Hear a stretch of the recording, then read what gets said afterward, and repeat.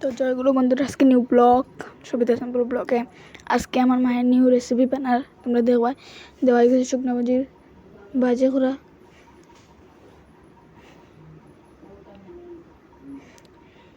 শুকনো মরিচ ভাজে তুলে নিব, তোলার পরে আলু দিবাই ভাজবাই,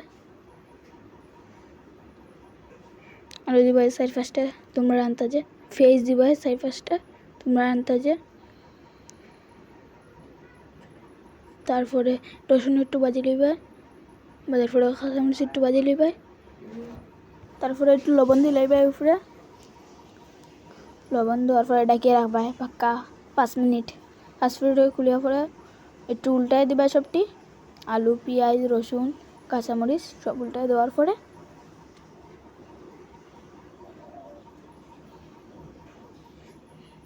তারপরে ডিম একটারে 3 পিস কাটবাই, কাটিয়া এরকম দিবাই,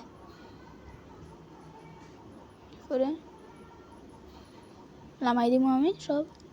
আমি লামাই না, সরি আমার মায়ের আমার ডিমটি বাজাই দিব, ডিমটিও তুলে নিব, তোলার পরে শুকনো মরিচটি ছেঁচিয়া ছেঁচিয়া ছেঁচিয়া মাছ চেষ্টাছে ছেঁচিয়া ছেঁচিয়া, এরপরে পেঁয়াজ ছেঁচিয়া ছেঁচিয়া ছেঁচিয়া পেঁয়াজ, এরপরে রসুন মরিচ একটু কুচি করে কাটিয়া ছেঁচিয়া ছেঁচিয়া ছেঁচিয়া সব ছেঁচে নিবে একবার। এরপরে দেওয়া আলু আলু আলু দেওয়া চলে, পেঁয়াজ ভাজা পেঁয়াজ দিবে,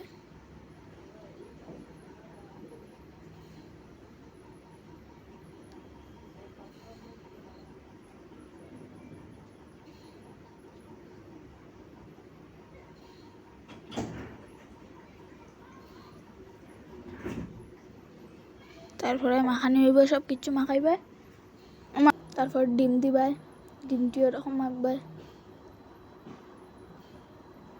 ডিম মাখার পরে ধনিয়া পাতা দিবাই, আর ধনিয়া পাতা দিয়া একটু তেল দিয়ে লইবাই।